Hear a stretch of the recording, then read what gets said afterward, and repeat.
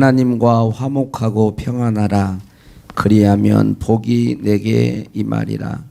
살아계셔서 우리와 함께 하시는 하나님, 이 시간도 저희들을 주님의 전으로 불러주시고 경배하게 해주심을 감사합니다. 주님의 긍휼을 구하고 주님의 임재를 구합니다. 우리 예배를 받아 주옵소서. 예수님의 이름으로 기도하옵나이다. 아멘. 있습니다. 아버지 하나님, 아버지께서 친히 창조하시고 거룩하고 복된 날을 구별하여 주셔서 저희로 하여금 안식하게 하시고 아버지 앞에 예배 드릴 수 있는 은혜 허락하심을 진실로 감사합니다. 하늘문을 여시사 이곳에 좌정하시고 우리 모두 영과 진리로 예배 드릴 수 있도록 아버지 하나님, 주님의 영이 충만히 이곳에 임하시옵소서.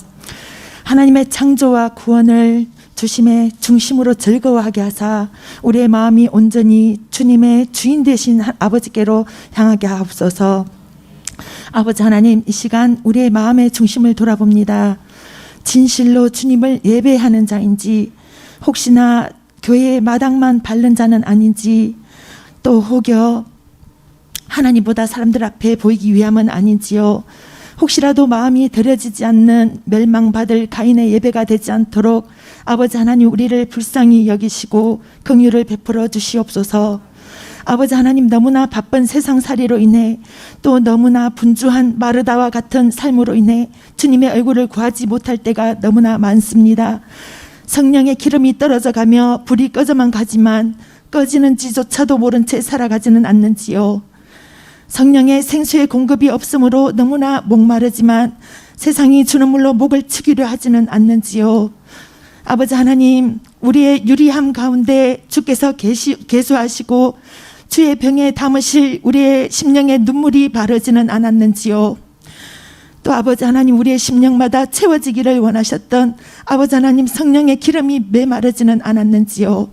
아버지 하나님, 등은 준비하였으나 기름이 떨어진 다섯 처녀와 같은 자가 될까 심히 두렵습니다. 아버지 하나님, 우리의 연수가 70이요 강건하면 80이라 하셨사오니 날이 저물고 그림자가 사라지기 전에 우리의 마음과 뜻을 아버지께로 돌이키게 하시고 더욱더 하나님을 아는 삶으로 살 수 있도록 오직 주 예수 그리스도를 푯대로 삼게 하옵소서. 육신의 정욕과 안목의 정욕과 이생의 자랑을 모두 예수 그리스도의 십자가에 못 박게 하시고 우리의 빠른 발걸음으로 인해 주님과 동행하지 못했던 많은 날들을 주님 앞에 회개합니다. 아버지 하나님, 홀로 걷고 있던 발걸음을 십자가 앞에 잠시 멈추어 서게 하옵소서. 우리를 위해 홀로 십자가 지신 주 예수님을 마음의 눈으로 바라보게 하시고 예수님의 마음을 알아 이제는 주님의 뜻을 따라 육체에 남은 때를 살겠노라 다시 한번 다짐하게 하시고 아버지와 마음이 합한 자 되기를 소원하며 살아감으로 아버지의 기쁨이 되게 하옵소서. 아버지 하나님, 몇 년 동안 불고 있는 코로나의 바람으로 인해 많은 성도들이 떨어져 가고 있습니다. 아버지 하나님, 성령의 불로 모든 코로나 세균이 소멸되게 하시고 이 코로나가 바이러스뿐만 아니라 피리를 불어도 춤추지 않고 애곡하여도 울지 않는 목이 곧은 이 악하고 음란한 세대에 우리에게 주시는 경고의 나팔 소림을 깨닫게 하시고 이 세대를 향해 알곡을 모아 곳간에 들이시려 기질하시는 아버지 하나님의 구원 계획임을 깨달아 단 한 사람도 바람에 나는 겨와 같은 자가 되지 않도록 하시고 의인의 모임으로 인도하시려는 아버지 하나님의 깊은 뜻과 아버지의 음성임을 깨닫게 하옵소서. 그리고 아버지 하나님, 중고등부 수련회 무사히 마칠 수 있도록 함께 하신 은혜 감사합니다. 아이들의 마음에 주님의 비전을 심어주시고 그리스도 예수님만 심게 하셨음을 감사합니다. 아이들 마음에 모든 지혜와 총명의 하나님의 뜻을 아는 것으로 채우게 하시고 범사에 주님을 기쁘시게 하고 모든 선한 일에 열매 맺게 하시며 하나님 아는 것에 자라게 하셔서 아버지의 뜻을 이 땅에 이루는 아이들로 자라게 하옵소서. 그리고 교사들에게도 하나님의 지혜와 성령으로 충만하게 하셔서 아이들과 교회를 든든히 세워가는 축복의 통로가 되게 하여 주시옵소서. 그리고 남은 유초등부 수련회 또한 아버지께서 친히 함께 하시고 친히 이끌어 가셔서 하나님의 살아계심을 체험하는 귀한 시간 되게 하여 주시옵소서. 그리고 아버지 하나님, 교회의 여러 사역자들과 중직자들, 성가대와 예배에 수동드는 각 기관과 보이지 않는 손길까지 성령의 신선한 새바람으로 임하시고 신선한 기름 부으심으로 충만한 영적 예배를 드리게 하시고 이 시간뿐만 아니라 삶 속에서도 늘 주님이 기뻐하시는 삶을 살아드림으로 주님의 마음을 흡족히 채워드리게 하옵소서. 그리고 전 세계 열방 곳곳에서 복음의 씨앗을 뿌리시는 선교사님들 축복하시고 하나님의 생명싸개로 사서 보호하여 주시옵소서. 주님의 손바닥에 그 이름들을 새기셔서 하나님의 안위하심이 평생에 함께하여 주시옵소서. 그리고 이 시간 담임 목사님 말씀을 선포하십니다. 지혜와 계시의 영으로 임하시고 성령의 권능의 능력으로 임하여 주시옵소서. 갑절의 신선한 기름 부음으로 충만히 채워주시고 혼과 영과 관절과 골수를 찔러 쪼개는 권능으로 임하여 주시옵소서. 말씀의 권능이 사방에서 불어오는 생기가 되어 마른 뼈와 같은 우리의 심령이 살아나고 살이 입혀짐으로 사망의 음침한 골짜기에서 살아 일어나는 역사가 있게 하시고 악의 영들을 파하는 지극히 큰 군대가 되어 하나님의 이름을 높이는 자녀로 살아가게 하여 주시옵소서. 아버지의 이름을 송축합니다. 홀로 영광 받아 주시옵소서. 영원히 우리의 찬송을 받으실 우리의 지극히 큰 상급이신 우리 주 예수 그리스도의 이름으로 기도드립니다. 아멘. 우리에게 주신 하나님의 말씀은 마태복음 10장 16절 말씀입니다. 보라, 내가 너희를 보냄이 양을 이리 가운데로 보냄과 같도다. 그러므로 너희는 뱀같이 지혜롭고 비둘기같이 순결하라. 이 말씀은 살아계신 하나님의 말씀입니다. 아멘. 할렐루야. 오늘 또 하나님께서 우리에게 큰 은혜와 복을 주실 줄로 믿습니다. 성령 충만하게 하실 줄로 믿습니다.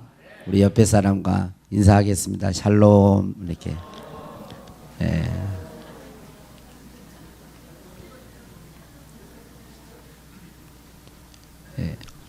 K라고 하는 여자가 있었습니다. 이 여자는 성격이 아주 활발했습니다.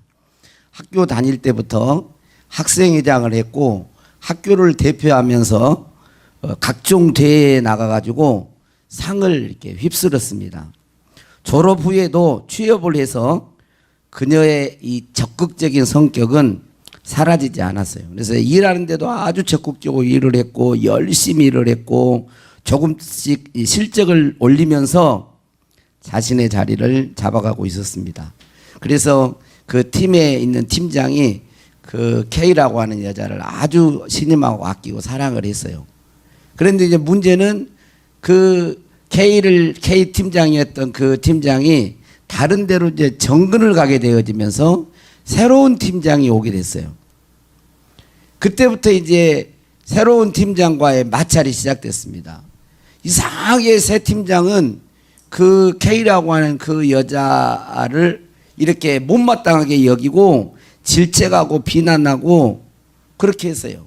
그리고 그녀를 승진 대상자 명단에서 누락을 시켰습니다. 그래서 이 K라고 하는 여자는 엄청난 이 박탈감에 내가 이 회사를 다녀야 되나? 내가 이렇게 열심히 했는데 이런 대접을 받다니 나는 앞으로 열심히 일을 안 할 거야. 이 팀장이 괜히 나를 이렇게 못 살게 구는구나 하면서 나는 잘하든지 못하든지 이렇게 똑같은 결과를 초래하니까 나는 대충 하겠다 하면서 이 K라고 하는 이 여자의 마음이 이제 바뀌기 시작했습니다. 그래서 불러도 대답을 해야 되는데 아주 들릴뚱말뚱하고 이제 시비를 이제 거는 거죠. 그 보고 날짜를 일부러 막 이렇게 늦추면서 습관적으로 미루었습니다. 회사에서의 이런 태도는 가족과 친구들을 대할 때에도 영향을 미쳤습니다. 괜한 고집을 부렸고 요구사항이 들어지지 않으면 그럼 그렇지. 그리고 쉽게 포기하게 되었습니다. 사람들이 자신을 무시하는 것이 당연하게 느꼈고 그럴수록 더더욱 아무 의욕도 생기지 않았습니다. K 이 여자의 변화는 주변 사람들 놀라게 했습니다. 왜 이 K라고 하는 이 여자가 이렇게 변했을까요? 그것은 K라고 하는 이 여자의 자아 정체성에 문제가 생겼기 때문에 그렇습니다. 이 자아 정체성이라고 하는 것은 개인이 자신의 경험을 바탕으로 내가 누구인가를 스스로 되돌아보는 거예요. 자기를 정확하게 보는 거죠. 자기를. 그런데 이 K라고 하는 이 여인은 애초부터 진정한 자아 정체성을 확립하지 못했습니다. 자신이 믿고 있던 자신에 대한 확신은 자아 정체성이라기보다는 사회적 정체성에 더 가까웠어요. 그러니까 쉽게 말하면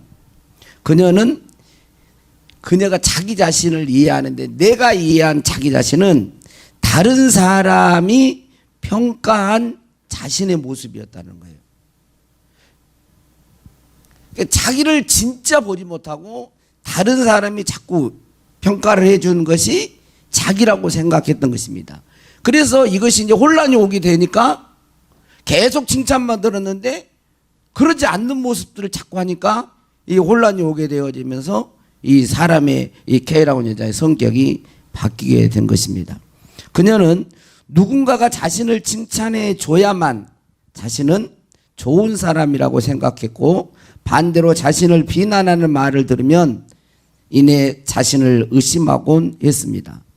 사람은 자기 자신이 누구인가를 분명히 알아야 돼요. 신앙인도 마찬가지입니다. 신앙인도. 그런데 우리 인간은 생명의 기원이 하나님으로부터 왔기 때문에 하나님 안에서의 자기를 모르면 자기를 아는 것 같아도 제대로 모르는 것입니다. 그리스도 안에서 하나님 안에서 내가 누구인가를 알아야만이 진짜 자기를 알 수 있는 거예요.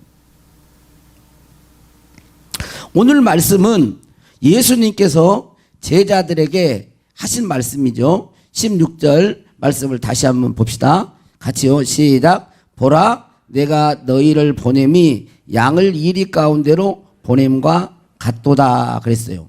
여기서 예수님은 제자들, 예수님을 따르는 제자들, 저와 여러분도 예수님을 믿고 예수님을 따르는 자들이기 때문에 뭡니까? 여기 말씀대로 하면 우리 그리스도인들은 뭐예요? 양이라는 거예요. 양이라는 것입니다. 근데 우리 그리스도인들의 정체성은 양이라는 거예요. 그런데 예수님은 양 같은 우리를 어디로 보낸다는 거예요? 세상 가운데로 이리 때들이 있는 곳으로 보낸다는 것입니다. 예수 믿는 사람이 양이에요. 그런데 이 이리 가운데로 보냄과 같다라고 했어요. 세상은 이리 소굴과 같다라는 비유죠. 자, 우리도 이 세상의 이리때 속에서 우리도 이 세상의 구성원의 한 사람이잖아요. 우리도 예수 믿는 사람도 그리스도인들도 세상 사람들의 한 구성원이죠. 그런데 이제 좋은 부분도 있습니다. 세상 사람들의 좋은 부분보다도 여기는 이제 이리때라고 했기 때문에 안 좋은 양면성이 있는데 안 좋은 부분을 지금 이야기를 하는 거예요. 그래서 우리도 이리때 속에서 섞여 살아갑니다. 우리도 이 세상에 살기 때문에 이 세상 사람의 구성원이기 때문에 우리에게도 뭐가 있어요? 이리의 본성 같은 게 있습니다. 그러니까 누가 나를 괴롭히면 어때요? 누가 나를 물으면 여러분은 안 물죠? 누가 나를 괴롭히면 어떤 마음이 있습니까? 그냥 한 대 때리면 한 대만 때리는 것도 부족하지요. 한 대 때리면 두 대는 때려야 속이 편해. 그러니까 우리가 양이라 할지라도 그리스도 안에서 양이라 할지라도 우리도 세상 속에 살고 있기 때문에 이리의 본성을 가지고 있어요. 그런데 주님이 하신 말씀은 뭐예요? 양을 이리 가운데 보냄과 같다라고 했을 때 그 주님이 하신 말씀은 너희들이 이리와 같은 그런 본성을 가진 이 세상 속에서 너희도 하나의 구성원으로 살아가지만 너희의 정체성은 이리가 아니라라는 거예요. 그럼 뭐라는 거예요? 양이라는 거죠. 양. 그러니까 이리처럼 살지 말고 주님의 양처럼 살아라라고 말씀하고 있는 것입니다. 양은 나약한 짐승이고 우리들이 잘 아는 것처럼 자기 보호 능력이 없어요. 자기 보호 능력이 없습니다. 그런데 양에게는 있는 게 있습니다. 양에게 있는 게 뭐죠? 또 털 그러지 마세요. 양에게 있는 게 뭐예요? 지팡이? 아니, 양에게 있는 건 목자죠, 목자. 양에게는 뭐가 있어요? 목자 있어요. 주님의 양인 우리에게는 선한 목자 대신 예수님이 계신 거죠. 우리 안에 이리와 같은 그런 본성이 있어도 우리는 양임을 잊지 말고 목자 대신, 선한 목자 대신 예수님을 바라보고 예수님을 생각하고 예수님을 따라 살아가야 한다라는 것입니다. 그래서 요한복음 10장 27절에 주님은 우리에게 뭐라고 했어요? 내 양은, 저와 여러분이 주님의 양이에요. 주님의 양, 내 양은, 같이 읽어보면 시작. 내 양은 내 음성을 들으며 나는 그들을 알며 그들은 나를 따르느니라. 일이 속을 갖고 사납고 포악하고 욕심 많고 시기 질투 많고 경쟁 사회고 이런 세상 속에 우리들이 살아가지만 저와 여러분의 정체성은 주님의 양임을 알고 목자 되신 예수님을 의지하고 신뢰하고 믿고 그분의 음성을 들으며 그분은 우리를 알기 때문에 우리를 보호하고 지켜주심. 그리고 그 양은 주님의 음성을 듣고 따라간다는 거예요. 이게 세상을 사는 지혜인 줄로 믿습니다. 그러면서 그 다음에 그러면 이렇게 양인 걸 알고 어떻게 우리가 어떤 삶의 방식을 가지고 살아야 할 것인지를 말을 하고 있습니다. 뭐라고 하고 있습니다. 보라 내가 너희를 보냄이 양을 이리 가운데로 보냄과 같도다. 그러면서 하는 말씀이 뭐라 그래요? 그러므로 너희는 뱀같이 지혜롭고 비둘기같이 순결하라. 수없이 많이 들었죠. 교회 나오면 뱀같이 지혜롭고 비둘기같이 순결하라. 그래서 저희가 이제 설 연휴 때 가정 예배를 이렇게 드리면서 제가 한번 이 본문 말씀을 가지고 제가 한번 물어봤어요. 응?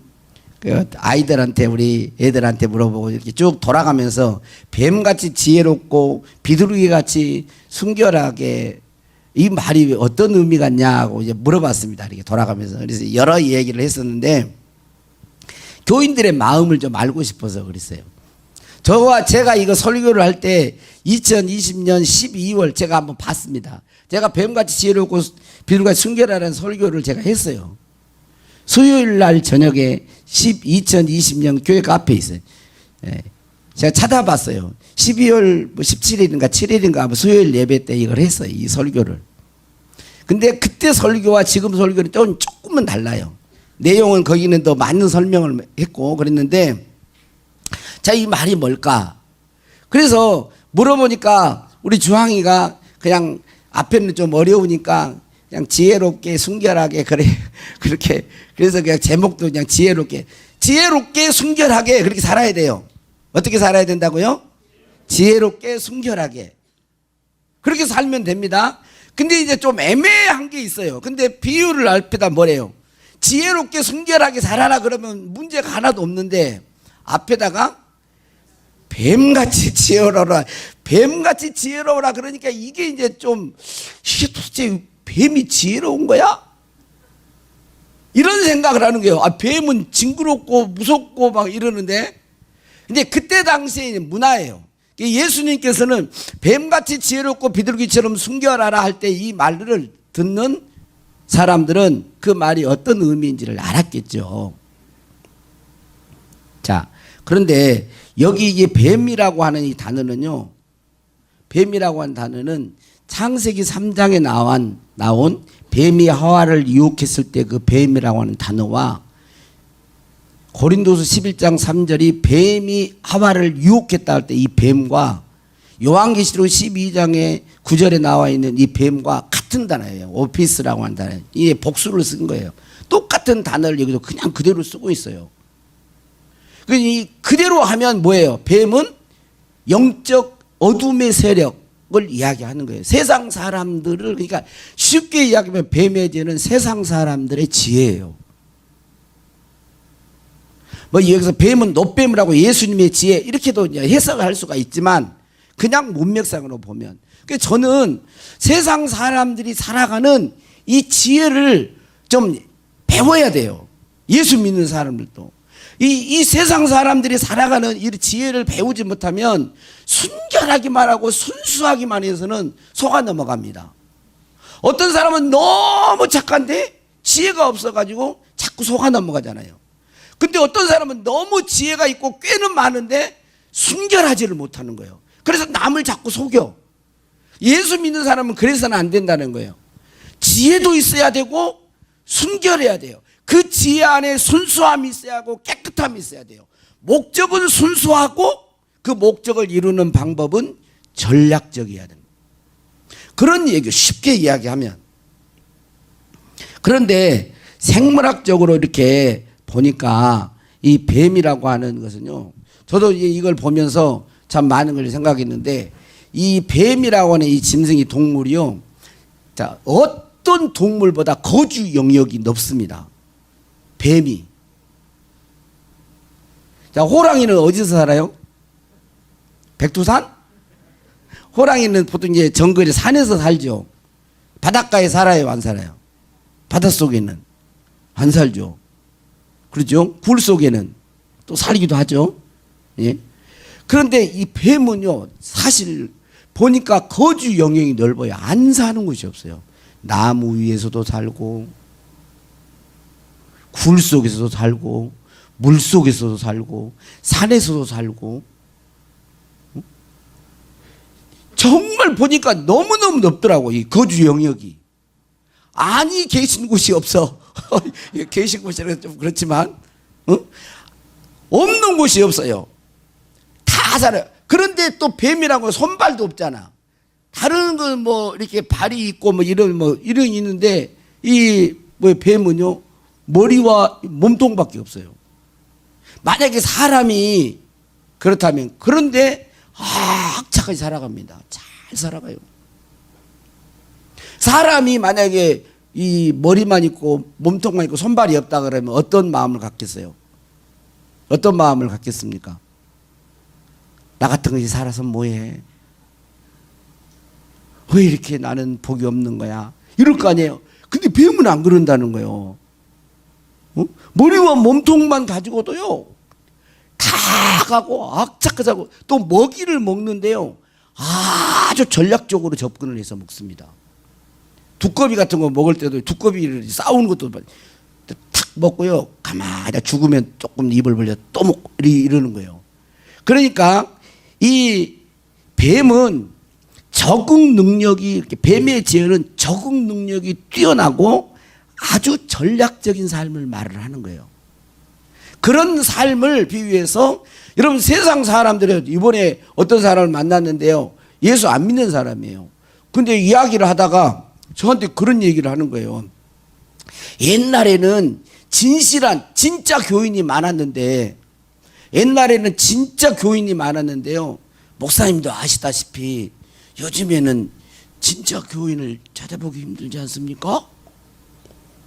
너한테 이 얘기를 하는 거예요. 그런 얘기를 해요. 그래서 제가 가슴이 뜨끔하면서 제가 그러죠. 네, 그랬어요. 세상 사람들이, 교회 안 다니는 사람들이 그렇게 교인들을 보고 있다니까. 옛날에는요, 별로 배움이 없어도 하나님의 말씀을 들으면 들은 대로 하나님을 두려워할 줄 알고 그렇게 사는 그리스도인들이 참 많았는데, 요즘에는 아주 그런 교인들이 그렇게 찾아보기가 힘들다는, 우리 교회는 아니겠죠? 그렇다는 거예요. 근데 이게 한국 교회의 현실이기 때문에 이걸 저도 부정을 못 하겠어요. 그게 마음이 아픈 거예요. 그러면서 이분이 하는 말이, 뭐 이 얘기를 하다가 빚이 있어도 저금은 해야 돼. 이 얘기를 하는 거예요. 빚이 있어도 저금해야 된다는 거예요. 여러분, 우리 생각은 어떻습니까? 빚이 있으면 뭔 저금을 해? 근데 빚이 있어도 저금을 해라네. 그래야 된다는 거예요. 아, 근데 그 말이요. 이게 쫙, 근데 이게 들려오는 거예요. 여러분, 세상 사람들, 예수 안 믿는 사람들 한번 세상 살아가는 걸 보세요. 얼마나 열심히 사는지, 얼마나 지혜롭게 사는지. 근데 우리는 믿음이 좋아서 그런지 어쩐지 그냥 하나님 믿습니다 그러고 대충 살아보려고 그러고 이러면 안 된다는 거예요, 이렇게. 에? 정말 세상 사람들이 어떻게 세상을 살아가는지 얼마나 계획적이고 얼마나 치밀하고 얼마나 노력하고 그러는지를 우리는 배워야 되는 거예요. 그런데 세상 사람들과 똑같이 그렇게 살 수는 없죠. 왜? 지혜만 가지고 살면 안 되는 거예요. 우리에게는 뭐가 있어야 됩니까? 순결함이 있어야 돼요. 깨끗함이 있어야 돼요. 동기가 항상 깨끗해야 돼요. 이러한 어떤 열심이 있고 어떤 목적을 세웠어도 그게 하나님 앞에서 올바른 것인지, 하나님이 기뻐하는 것인지, 하나님의 영광이 되는 것인지, 저 사람의 영혼을 세워주는 것인지, 그런 것들을 생각해봐요. 순결해야 된다. 비둘기처럼. 원래 비둘기는요, 외형적으로 보면 비둘기가 깨끗하지는 않습니다. 비둘기 더러워요. 그런데도 순결함의 상징이 된 것은 노아 홍수 때 먼저 까마귀를 내보내잖아요, 노아가. 그리고 그 다음에 비둘기를 내보내. 비둘기는 흙탕물이 있고 더러운 걸 안 앉고 다시 나라로 돌아왔어요. 그래서 비둘기는 더러운 것을 잘 앉지 않는다라는 그런 것 때문에 순결함의 상징이 된 거죠. 깨끗함의 상징이 된 그것을 이야기한 것입니다. 그런데 그러니까 이 순결한 비둘기처럼 순결하라는 말은 무슨 말이냐면 악에 오염되지 않는 순결, 깨끗함을 말을 하는 거예요. 이 세상이 이리와 같이 이리 떼굴 수 막 그래도 양처럼 살아야 되고, 이 세상이 어떻게 해서든지 깨를 부리고 지혜를 짜서 남을 이렇게 힘들게 하고 막 자기만 방송하고 자기 욕심을 채우고 막 이런 세상 속에서도 우리는 그렇게만 살면 안 되고 어떻게 해야 돼요? 비둘기처럼 순결함을 잃지 않아야 된다는 거예요. 그런데 비둘기 같은 순결함만 가지면 세상 사람들에게 자꾸 속아 넘어가니까 그 세상 사람들의 삶의 어떤 지혜도 우리가 간파하고 알아라라는 그런 거예요. 그러면서 이 말씀이 그 이후에 보면 뱀처럼 지혜롭고 비둘기처럼 순결하는 이 말씀은 박해와 핍박과 관련해서 사용된 말입니다. 그래서 로마서 16장 19절에 보면 너희가 선한 데 지혜롭고 악한 데 미련하기를 원하노라. 이 사도 바울의 이 말과 밀접한 관계가 있어요. 너희가 선한 데는 뭐예요? 지혜롭고 악한 데는 미련하기를 원하노라. 다시 말하면 악한 세력으로부터 박해를 받을 때에 그 악의 세력의 실체를 분별하고 통찰할 수 있는 지혜가 있어야 돼요. 상대를 모르면 우리가 어떻게 그 사람들이 하는 걸 알겠어요? 상대방을 알아야 그 사람들이 이렇게 할 때 다 우리가 분별하고 알고 속지를 않는 거거든요. 통찰하고, 그럼에도 불구하고 예수님처럼 간사하지 않는 선을 가지고 악을 이기라는 그런 말이죠.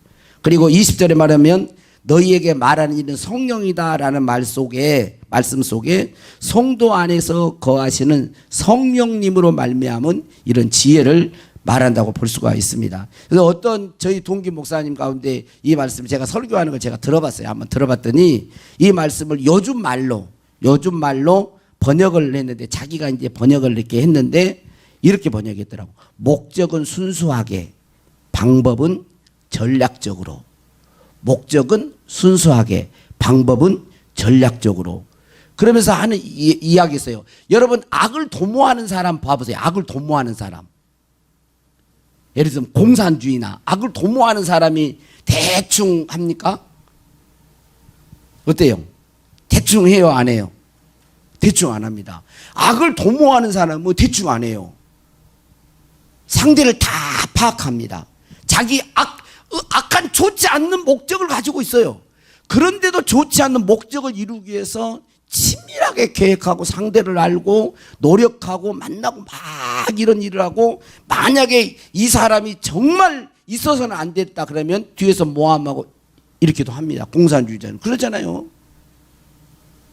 조용히 데려가서 한다든지 이렇게 한단 말이에요. 그런데 선을 위한 건 어때야 되겠냐는 거예요. 선을 이루기 위해서, 복음을 전하기 위해서는 어때야 되겠냐는 거예요. 이보다 더 해야 된다는 거죠. 이보다 이 복음을 전하고 하나님의 나라를 세우고 하나님의 의를 이루기 위해서 선한 데는 교회의 영광, 하나님의 영광을 위해서는 더 치밀하게, 이 목적은 순수하지만 더 치밀하게 이러한 자들이 교회의 지도자가 돼야 되는 거예요. 그래서 하나님 앞에 하나님께 기도하면서 뭐 중보기도팀이나 어떤 팀들이 기도를 하잖아요. 그럼 어떤 하나님의 뜻과 비전이 보이잖아요. 그러면 이 일을 위해서 제적회는요 그러는 거를 하는 거예요. 하나님의 뜻이 전달되어지고 이렇게 하면 이것이 하나님 기뻐하는, 예를 들자면 뭐 주민 초청잔치 뭐 합시다 이렇게 했을 때 그럼 주민 초청잔치 합시다 이렇게 하는 게 아니라 그것이 하나님의 뜻이라 그러면 어떻게 계획을 세우고 언제 잡고 뭐 하고 이런 것들을 누가 하고 누구를 만나고 이런 것들을 치밀하게 계획을 세워서 그 하나님이 가장 기뻐하는 것으로 영광을 올릴 수 있도록 그렇게 철저히 하는 거죠. 지혜를 짜는 거예요.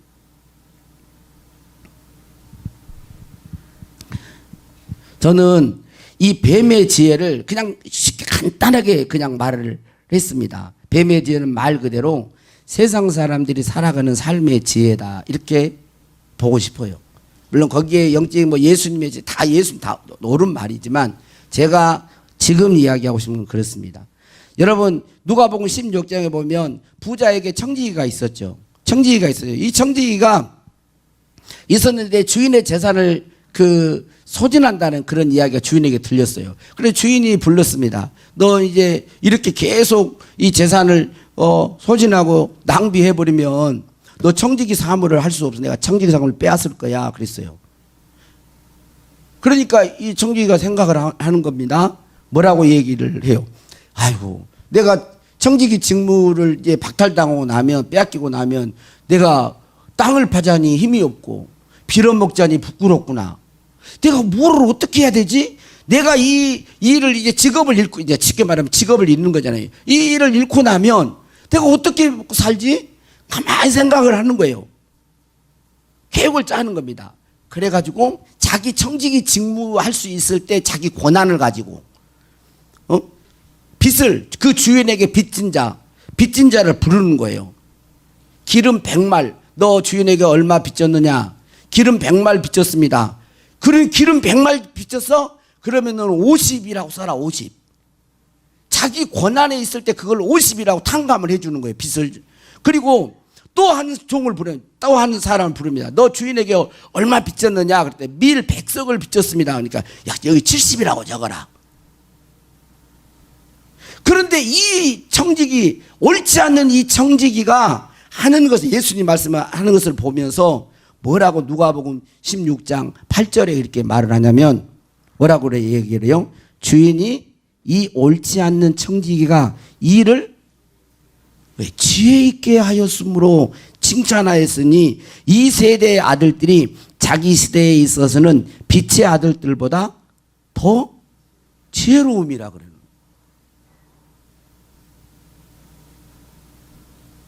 지혜롭다는 이렇게 칭찬을 하는 겁니다. 그러면서 9절에는 이렇게 이야기했어요. 내가 너희에게 말하노니 불의의 제물로 친구를 사기라. 그리하면 그 제물이 없어질 때 그들이 너희를 영접할 저소로, 영원한 영접할 저소로 영접하리라. 그렇게 말을 하고 있습니다. 세상에 불이 옳지 않는 이 청지기가 하는 거 가지고 뭐라 그래요? 옳지 않잖아요. 지혜롭다 이렇게 얘기를 해요. 예수님은 이 세상에 33년 동안 사셨지만 이리처럼 살지를 않았죠. 이리 소굴이 세상을 다 봤습니다. 악하고 음란한 세대 이렇게 본 거예요.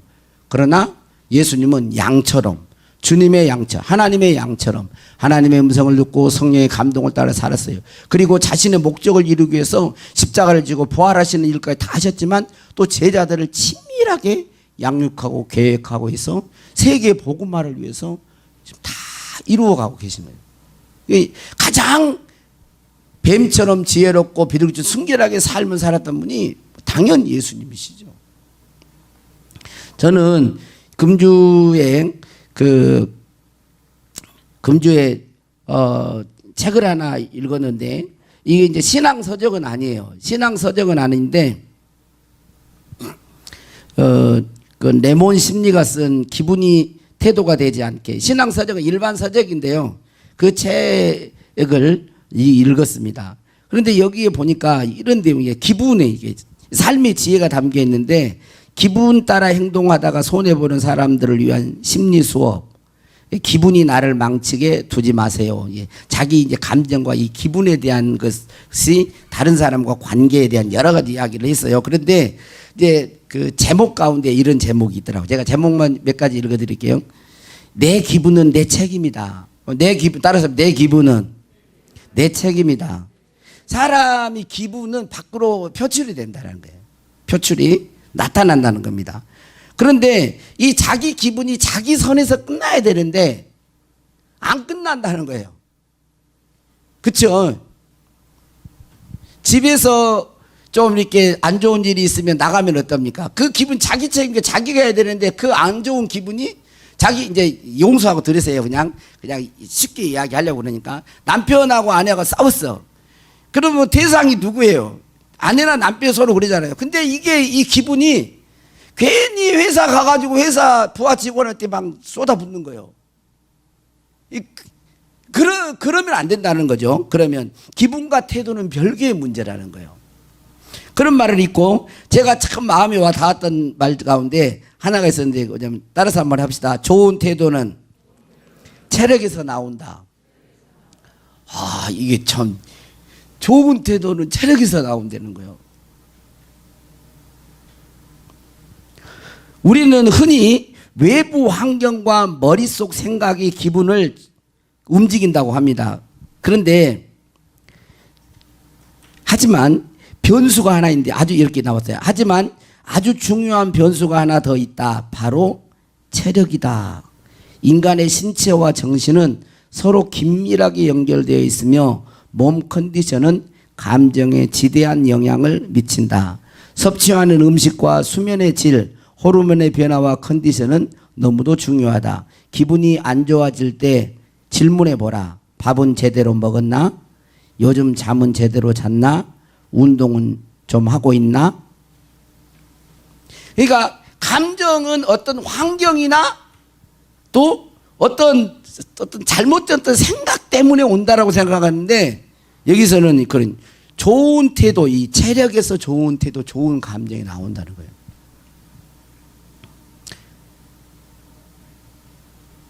그리고 또 한 가지는 사소한 불평이 하루를 망친다 그랬어요. 습관적인 불평은 내 하루를 망치고 내 관계를 망치며 결국 나를 망친다. 사사건건 불평한다고 해서 자신에게 이득이 될 것은 전혀 없다. 또 다양한 감정이 올라오는 것은 자연스러운 일이다. 그래서 다양한 감정이 올라오는 것은 자연스러운 일이다. 그러면서 하는 말이 오히려 유쾌하고 즐거운 감정 이외에 다른 감정이 생기는 것을 용납하지 못하는 심리 상태가 더 걱정할 만한 일이다. 먼저 감정에는 좋고 나쁨의 구분이 없다는 것을 말해주고 싶다. 그 대신 감정에서 야기되는 행동에는 좋고 나쁨의 구분이 명백히 존재한다. 감정을 어떻게 이용하느냐에 따라서 좋은 감정이 될 수도 있고 나쁜 감정이 될 수도 있는 것이다. 그랬어요. 여러분, 감정은 이 마음속에 여러 감정들이 일어납니다. 아무리 성자를 할지라도요, 그런 게 다양하게 일어나요. 어떨 때는 미운 마음도 들 수도 있고, 또 그 화도 나기도 하고, 어떤 사람은 어떨 때는 또 사랑하는 마음이 들기도 하고, 우울한 감정 들기도 하고, 그렇습니다. 근데 이 감정 자체가 안 좋은 이런 감정이 일어나는 그 자체가 나쁜 게 아니라 그 감정으로 인해서 그건 사람이 누구나 다 있는 것인데 오히려 그 대신에 감정에서 야기되는 행동, 그 감정 때문에 어떤 내가 화를 난다고 해서 여러분 화가 이렇게 막 이렇게 올라온다고 해서 다 성질 내고 욕하고 막 때려 부수고 그러진 않잖아요. 이 자기 감정 때문에 어떤 행동, 그 행동이 어떤 행동이냐에 따라서 그 행동은 나쁠 수도 있고 좋을 수도 있다라는 이 얘기를 하는 거죠. 그리고 나쁜 생각이 내 마음을 지옥으로 만든다라는 그런 말이에요. 그러니까 지금 이 이야기를 하는 것은 뭐겠어요? 뭘 이야기를 하는 거예요? 여러분 세상에 좋은 그런 책들도 칼 바르트가 했던 말이 있어요. 한 손에는 성경, 한 손에는 신문 그랬어요. 또 우리는 성경도 열심히 읽어야 됩니다. 그러나 세상 사람들이 지혜롭게 이야기하는 그런 좋은 삶을 살아가는데, 우리가 이 세상을 살아가는데 좋은 유익이 되는, 나에게 없는 부분, 나를 고쳐줄 수 있는 어떤 그런 책들은, 좋은 책들이 있거든요. 그런 책들을 통해서 지혜를 얻는 거예요.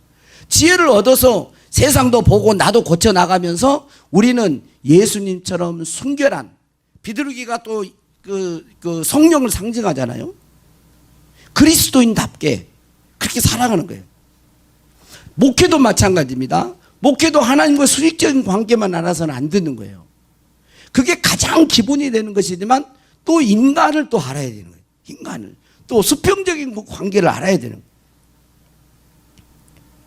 어떻게 이제 들으셨는지를 모르지만 우리가 이 세상에 우리는 파송받은 양이 이리 속에 파송받는 것과 같은 그런 존재예요. 양을 이리 가운데 보냄과 같도다 그랬어요. 근데 우리는 우리 곁에는, 우리는 나약하고 힘이 없을지라도 우리 곁에는 누가 계세요? 선한 목자 예수 그리스도가 계십니다. 우리 안에도 이리의 본성이 있을 수 있습니다.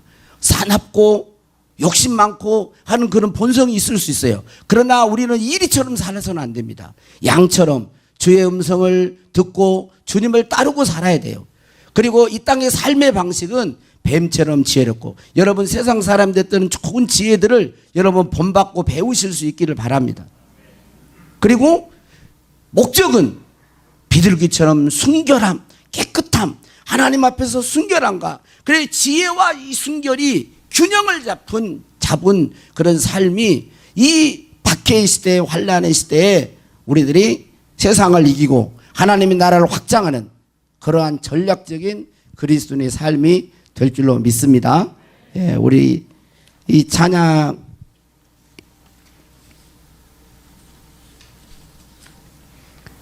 그리고 조금 더 보충하기를 원하면 2020년 12월 10일이네요. 제가 12월 10일 교회 카페에 수요일 밤에 있는 그 말씀을 잠깐 했는데요. 사람들을 삼가라 뭐 이런 말씀도 뒤에 연결했는데 먼저 참고하실 수 있으면 좋겠습니다.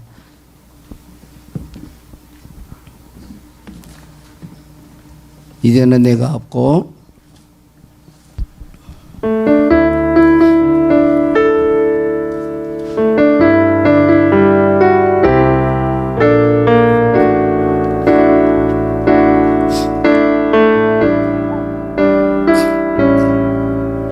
이제는 내가 없고 오직 예수님만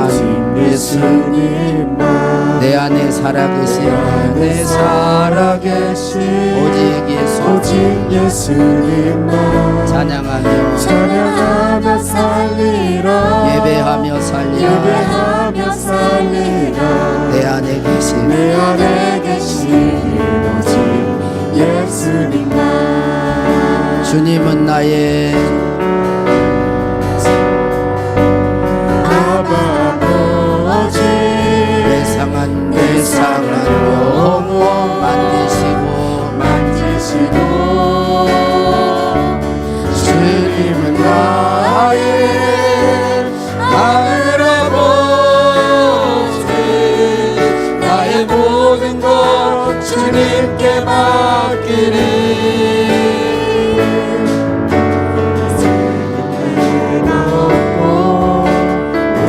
예수님만 내 안에 살아계신 오직 예수님만 찬양하며 살리라 예배하며 살리라 내 안에 계시는 오직 예수님만 주님은 나의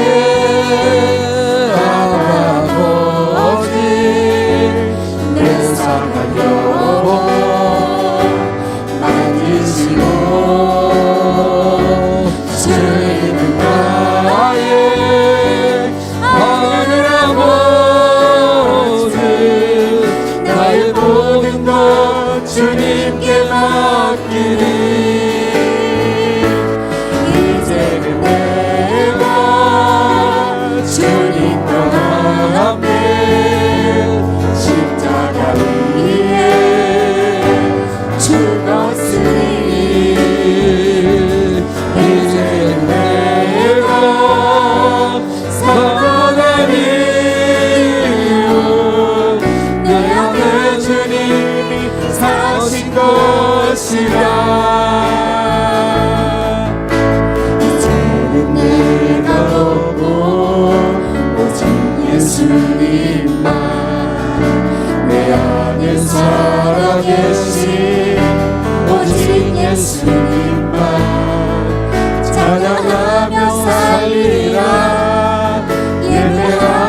살리라. 내 안에 계신 예수님. 우리 잠깐 기도하겠습니다. 오늘 말씀 붙잡고 하나님, 이리 소굴과 같은 이 세상에 우리도 그러한 한 부류의 사람이며 그러한 세상에 살고 있습니다.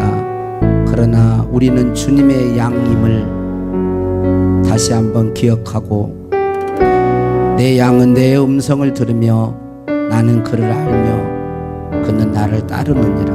우리 곁에 선한 목자 되신 예수님을 바라보면서 그분의 음성을 듣고 순종하며 살게 도와주옵소서.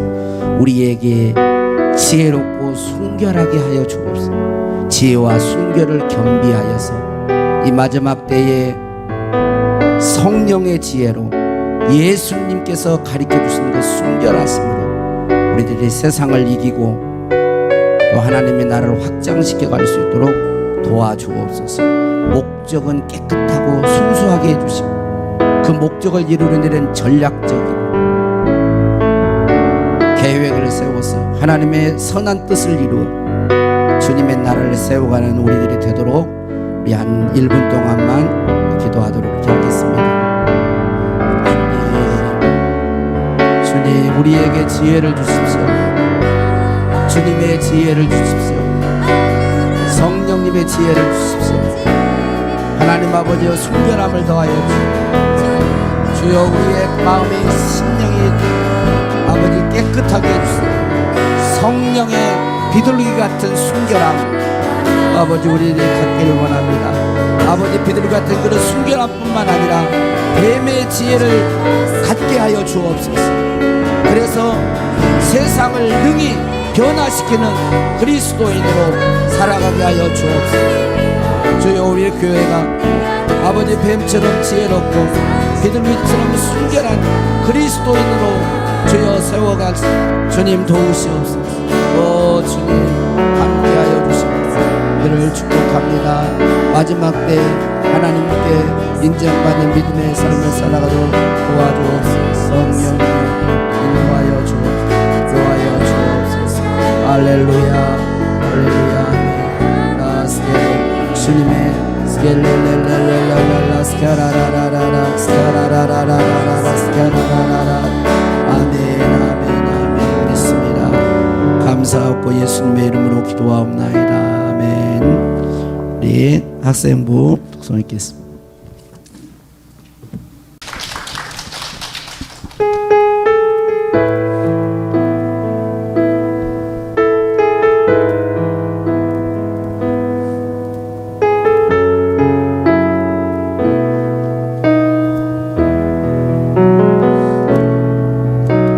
주의 보좌로 나갈 때 어떻게 나가야 할까? 나를 구원한 주의 십자가, 그것을 믿으며 가네.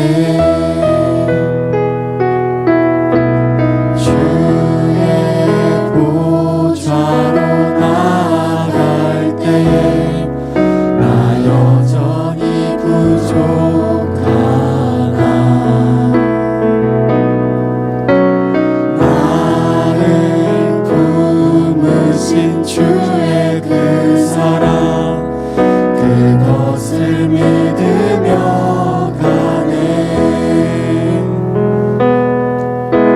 자격 없는 내 희미한 힘,